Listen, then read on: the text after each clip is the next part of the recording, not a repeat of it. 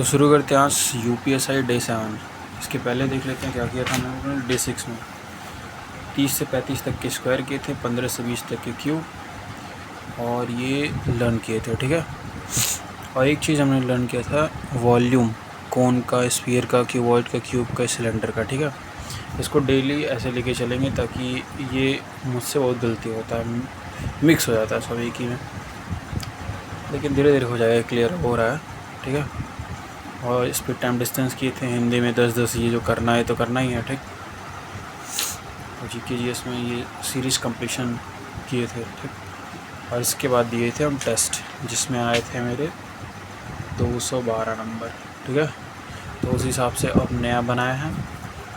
212 number हुआ है, उसको एनालाइज़ किया अच्छे से।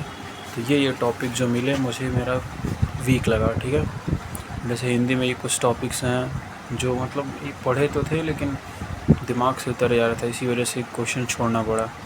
गलत तो कर नहीं सकते थे। ठीक। जैसे सर्वनाम, अव्ययवाच्य हैं, तो एक एक दिन के टॉपिक हैं सारे छोटे छोटे, लेकिन इन्हीं सब छोटे छोटे को अगर कवर कर लेंगे तो हर एक टॉपिक से एक एक क्वेश्चन है। तो यहाँ से कम 10-12 क्वेश्चन हमारे एक्स्ट्रा सही होने लगेंगे। ठीक है। तो इसी को देखते हुए, और ये हिंदी सम्मेलन से कुछ क्वेश्चंस थे, हिंदी महत्वपूर्ण सभा और संस्थाएं, व्यास सम्मान से क्वेश्चन था, साहित्य अकादमी पुरस्कार से था, ज्ञानपीठ पुरस्कार से था। इसको अपने हैबिट में लाएंगे। और मैथ्स में LCM SCF का प्रैक्टिस चाहिए मुझे, डिस्काउंट का भी प्रैक्टिस करना होगा, स्पीड टाइम डिस्टेंस का भी प्रैक्टिस करना होगा, और टाइम एंड वर्क का भी प्रैक्टिस करना होगा। रीजनिंग में ये वाले मेरे से गलत हुए, ये इनइक्वालिटी वाले होते हैं। ठीक। तो इसी को मद्देनज़र रखते हुए कि हमको नेक्स्ट संडे को देना है बढ़िया से, तो इसको लेके चलेंगे कि क्या मेरा कमज़ोर है। ठीक है। तो कमज़ोर ये था। तो आज हम निकाल रहे हैं क्या क्या करना है। 1 से 35 तक के स्क्वायर जो है लर्न तो कर लिए थे 35 तक के, लेकिन आज फिर उसको हैबिट में लाना है, एकदम दिमाग में एकदम छप जाए कि बोलते तुरंत आ जाए। वॉल्यूम हमने 4 आज याद किए हैं, और एक क्वाड्रिलेटरल शुरू किया। क्वाड्रिलेटरल यानी चतुर्भुज। चतुर्भुज में हमने रोम्बस शुरू किया है। ठीक। रोम्बस होता है समचतुर्भुज जिसके चारों साइड जो है बराबर होते हैं। ठीक है। पर डिफरेंस क्या होता है, इसके जो डायगोनल होते हैं विकर्ण, ये अपोजिट होते हैं, मतलब ये बराबर नहीं होता है। ठीक है। तो इसमें क्या होता है, अपोजिट साइड और पैरेलल, ये इसके पैरेलल होता है, ये इसके पैरेलल होता है। ठीक है। और एरिया जो होता है, एरिया डायगोनल का गुणा करके आधा कर दो तो एरिया बन जाता है। और एक बॉक्स का अगर एरिया निकालना रहे तो या तो इसको 4 से भाग दे दो। ठीक है। या तो देखो BOC निकालना हो, BOC यानी छोटा वाला ये पार्ट निकालना हो, तो क्या कर देंगे, 1/2 करेंगे। ठीक। उसके डायगोनल 1 का 2 और डायगोनल 2 का 2, तो हमको BOC का एरिया निकल जाएगा। ठीक है। और आता हूँ, एक रिलेशन और मिलता है, D1² + D2² = 4A1²। मतलब विकर्ण के स्क्वायर करके अगर सम कर देंगे तो हमको साइड का 4 के मल्टीपल में A² मिल जाएगा। मतलब अगर साइड A लेते हैं, अगर यहाँ से यहाँ तक का डिस्टेंस A है, इसका रिलेशन ये बनेगा D1² + D2² + 4A का स्क्वायर। ठीक। इससे हम लोग विकर्ण अगर दिया रहा है तो साइड निकाल सकते हैं। ठीक है।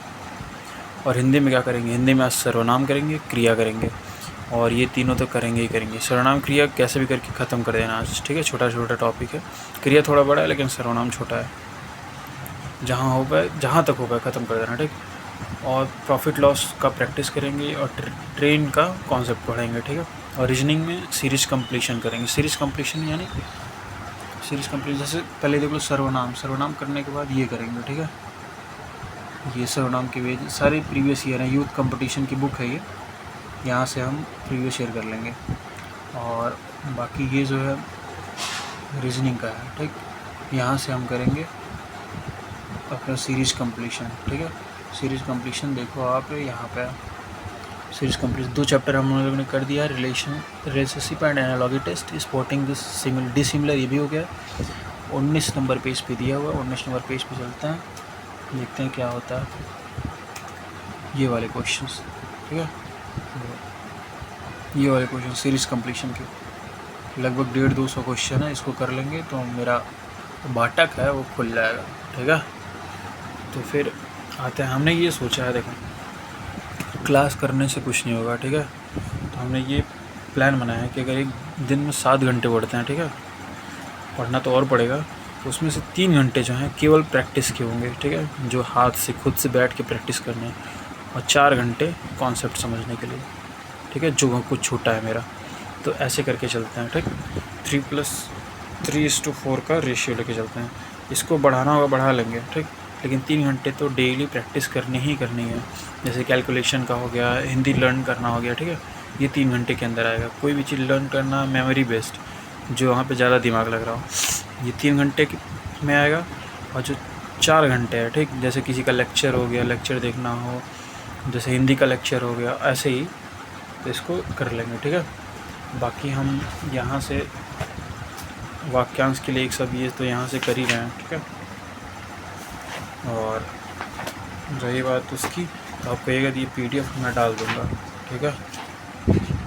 तो आपके हैं जैसे ये ज्ञानपीठ पुरस्कार क्या होता है और किसको किसको मिला है, किस रचना के लिए मिला है, ये पड़ा हुआ है। टेलीग्राम का लिंक दे दूँगा नीचे, वहाँ जाके आप देख सकते हो, ठीक है। ये नोट्स मुझे मिल गया था, वहाँ गया था एक बार मार्केट में, तो UPSI का है, नवीन सर का, RWA वाले, ठीक है। तो इसमें कुछ मिसिंग है, एक आध चैप्टर, बाकी सब कुछ है इसमें। वर्णमाला है, संज्ञा सर्वनाम विशेषण क्रिया व्यय संधि ये सब है। और शब्द वाक्य में ये आता है, जैसे शब्द वाक्य वो है हमारा सिलेबस में दिया हुआ है, ठीक। तो शब्द वाक्य में बस वाक्य नहीं आते हैं, इन सबको मिला के शब्द वाक्य बनते हैं, ठीक है। एक खंड ख होता है। और साहित्य की रचनाएँ ये सब तो पूछी जाती हैं। तो आज के लिए ये है, लेकिन बहुत ज़्यादा मेहनत करना पड़ेगा क्योंकि बहुत ज़्यादा कम नंबर आ गया, ठीक है। तो हम ये सोच के चले हैं कि क्वाड्रिलेटरल जैसे पढ़ें। क्वाड्रिलेटरल मतलब चतुर्भुज को जैसे आज रोम्बस कर लिए, फिर उसका कल कोई और फिगर कर लेंगे, फिर और फिगर कर लेंगे, ऐसे डेली लर्न करते हुए चलेंगे क्योंकि ये मुझसे भूलता हो जा रहा है, ठीक है। तो आज के लिए इतना ही।